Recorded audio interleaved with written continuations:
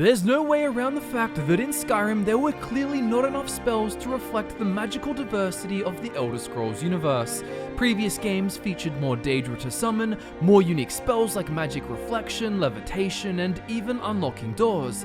There should be battle mages who can specialize in silencing spellcasting foes and leeching their strength to deal more damage with a barrage of melee attacks that follow, as well as Nightblades who are all about utility, opting to sneak across the surface of a lake with water walking magic, teleport back to a hiding spot after performing an assassination, or even falsely appear as a bandit's ally using a spell to cloak themselves in a temporary disguise.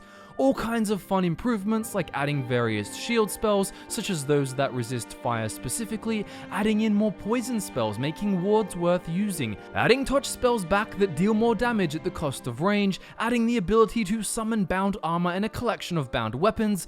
The list goes on and on. More spell variety in the Elder Scrolls 6 is crucial, but the question is, how would that be achieved? There are many positions to take in this discussion, but ours has changed. We no longer think custom spellmaking is necessary to improve the magic system. Now don't get me wrong, spellmaking in Oblivion was pretty fun, and there's a reason we've said before that we want to see it return. I have fond memories of abusing it to the nth degree on my overpowered mage builds, or when I used a whole list of console commands to break the limits of what can be cast. Heresy, you say? Well, I say just hear me out. I'm not even here to make any sweeping statements like spellmaking would suck, or that suddenly the three of us at FudgeMuppet are adamantly against any form of it. If spellmaking was in Elder Scrolls 6, it would likely be fine. However, after discussing this on our Elder Scrolls podcast and brainstorming afterwards, our enthusiasm for the reintroduction of spellmaking has dropped. We can see some areas where it either seems unnecessary or could even cause issues and unintentionally add limitations when designing a next-gen Elder Scrolls experience. Remember, this is a discussion, so after watching this video, let me know what you think, because we've changed our mind once, maybe we could do it again. But first, hear us out. Oblivion's spellmaking is what most think of when the term is used, though it did feature in previous Elder Scrolls games, such as Morrowind, where there were specific spellmaker NPCs within the world who could build you a spell for a fee. But in Oblivion, you go to the Ultra Accessible after getting into the Mages Guild's Arcane University and choose from a list of magical effects that you already know, and these can be mixed together into one spell, and you can change the strength, duration, and area of effect of each spell type added. This cost plenty of coin, and then you needed the skill and magicka to be able to cast it. You could theoretically get crazy with it, especially if you used God mode, like making a spell demoralizing every NPC within 50 feet while paralyzing and sending 100 points of area shock damage into those within a 25-foot radius. You can probably guess that I came up with plenty of maniacal spells befitting of an evil wizard in Oblivion when I'd turn on God mode. Spellmaking was a solid system, and it's clear we don't think it's a terrible idea, but I want you to consider why it sounds appealing to you in the first place.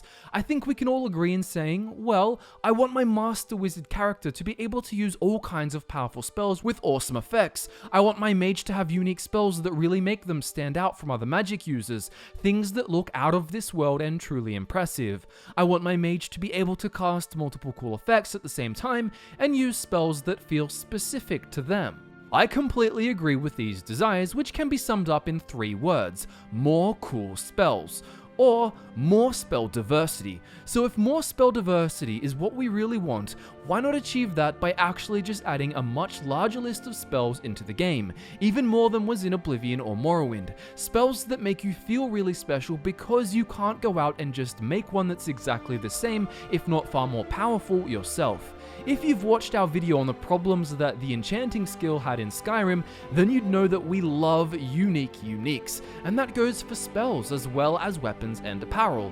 While it's fun, it feels a bit silly that in Skyrim, I can just whip up an overpowered enchanted sword that's far better than gear bestowed upon me by a literal god. In the same vein, while it can be fun to customize weaponry in a game like Fallout 4, if every plasma pistol can be turned into a plasma sniper or plasma rifle, it ceases to feel rewarding thing when you discover any specific variant out in the wasteland. Spellmaking can lead to a similar effect. It's no longer special when there's some unique frost spell sold by a Dark Brotherhood assassin that has a 20% chance of paralysis if you can just go to an altar and combine paralyze with frost damage. Spellmaking isn't needed for spells to be really cool. In Elder Scrolls 6, imagine if one of the master wizards of the Mages Guild explains that they've been studying forbidden techniques, and that if you help them with a morally grey side quest, they'll teach you an outlawed spell. Casting your morals aside for new power, your character gets taught what is known as Soul Strangle. It's a spell that you hold down to constantly affect an enemy, combining a rather potent drain life spell with a slow effect to make the target move slower while affected, while also casting a constant soul trap spell with a 3-second trailing duration. This would feel well earned, and makes seeking out side quests and specific role-playing opportunities really fun from a lore and reward perspective. You didn't make the spell, but it would still feel personal for your character in the same way that acquiring a unique sword through a quest that fits your build's role-playing style does. It definitely wouldn't feel as special when you can just access a spellmaking interface and combine Drain Life with Slow and Soul Trap and increase the potency far above the spell you were taught. Again, while we're not super against spellmaking, I can't help but wonder, if people want spellmaking mostly so that their character has more unique spells, why not just add back many of the old magic effects from previous games and a whole bunch of new ones on top?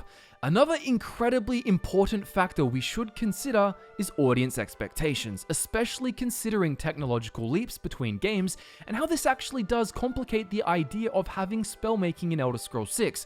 This is something I haven't really seen people consider. Spells in Skyrim, while limited in amount, were more handcrafted in the sense that they appeared and functioned in a more unique way, and I'd hope that that trend specifically continues in Elder Scrolls 6. Skyrim had spells that were vastly different in style, even if based on the same base effect. Frost magic, for example, gave the player a frost stream spell with short range early on, then you could shoot small ice missiles at long range, then at the adept level you could cast an ice storm spell that moved slower but would swirl across an area of effect, looking completely different to any of the spells so far. Then there was Icy Spear, a larger, deadlier projectile able to be shot at long range, not to mention the Wall of Frost spell that let you cover the floor in large damage dealing icy shards, and the Master spell that caused a violent blizzard to ravage those around you for 10 seconds. There were even elemental cloaks to cover yourself in to damage melee opponents, and elemental runes you could cast on a surface to function like a trap.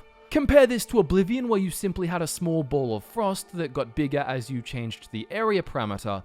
Of course, I loved sending a huge wall of frost at my enemies, but there's no doubt that the uniquely animated spells of Skyrim with different movement speeds and variations were really cool, not only in appearance but in use, and if I had to choose, I'd prefer a very large list of uniquely made spells over the ability to enhance every metric of a frost ball. Of course, you could get really complex with spellmaking and let the player choose from a list of styles and so on, but I still think this could limit things by having the designers think in a framework with a set number of styles versus allowing more freedom in what Bethesda could theoretically make. For example, let's just say there's a unique spell in Elder Scrolls 6 called Frost Cyclone, and it kinda looks like the Cyclone Shout from Skyrim but made of ice, and it has a chance of sending enemies flying too.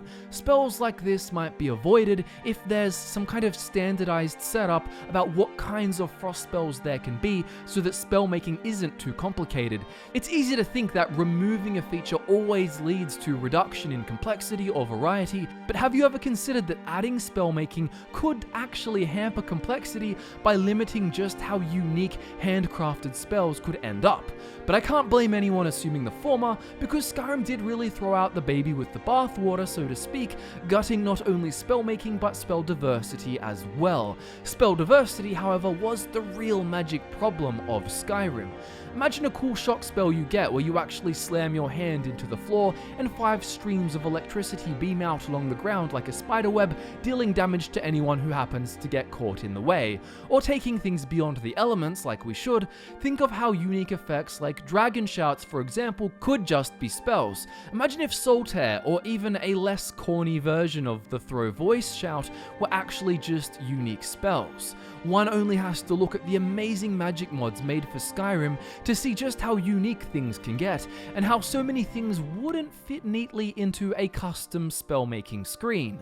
Skyrim also removed the spellcasting button, for better or worse. Perhaps it's somewhat of a preference. So where previous games allowed you to wield a claymore in both hands and then press a button to cast a spell, Skyrim brought the focus on magic to the forefront of combat for a mage, making spells equipable in each hand slot at the opportunity cost of using weaponry or a shield instead. For those who wanted custom spellmaking merely to combine effects, such as a paralyzed spell with shock damage, Skyrim let you combine them by actually placing a shock spell in the left hand and a paralyzed spell in the right. Combinations were still there, just in a different way, and sure, you couldn't cast 3 spell effects at once, but there's no reason why you couldn't just hotkey between spells to put on your fire cloak before switching to summon 2 Dremora Lords, and then switch to dual shock spells for dishing out damage, which actually makes you feel like you are weaving spells as some kind of master wizard. With all my considerations about spellmaking now out on the table, I'd love to hear what you think. Perhaps you'd say that you really want spellmaking to feature, even if the available effects to play with are more limited, and then other super crazy unique spells can exist outside of it. I wouldn't have the biggest problem with that, but I still can't help but think it may reduce the uniqueness of less flashy spells. So even adept spells like Ice Storm feel unique until it's just a set effect that you can change the damage, duration, and area of. Of course, the idea of a giant version of Skyrim's Ice Storm sweeping through a fort does sound really cool, doesn't it? Well, to that I'd say, just make a giant version of Ice Storm as a special master spell you can unlock in the actual world, instead of making it in a creation menu. There's no reason why there needs to be one Shock Master spell and one Fire Master spell. There could be lots. I know it can also be fun to see the craziest spell you can possibly cast. You make something that has such a high magicka cost, and then figure out how to use it by enchanting armor that adds magicka and reduces casting cost. Of course, if you had Skyrim's 100% casting reduction potential, then mages would just be able to do anything with custom spellmaking. But even if we assume enchanting is balanced better, I don't see why you can't get the same experience by having some ridiculously unique spell in the world for you to discover. Imagine uncovering a dusty old spell tome deep in an ancient ruin and learning the spell, only to realize, hey wait, this seems impossible to cast. That is until you figure out that you can pull it off with the right enchantments, higher skill levels, the right perks, and heavy magic allocation, and then maybe even having to drink a Fortify Alteration potion on top.